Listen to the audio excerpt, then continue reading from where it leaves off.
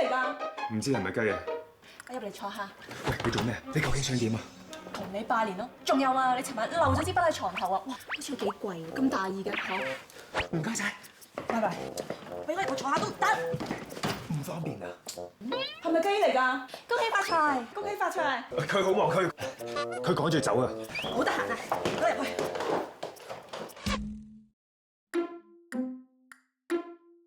你話佢留低咗支筆喺你床頭？家姐唔係床頭，台頭。哦，咁爭好遠。呢件事好耐啦。係啊，即係幾耐啊？一年咁耐，傻仔點解唔帶人哋嚟坐下？點識㗎？偶遇咯，佢幫咗我好大嘅忙，所以我真係好感激佢㗎。點幫先？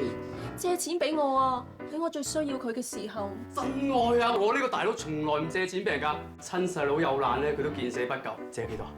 我亦都差唔多喎。你唔係話你好忙嘅咩？不如我送你走啊！我唔忙啊，巴母啊，呢啲糕咧，我食過最好食㗎，快啲食多啲，食多啲，食多啲啊！好唔好食啊？嗱。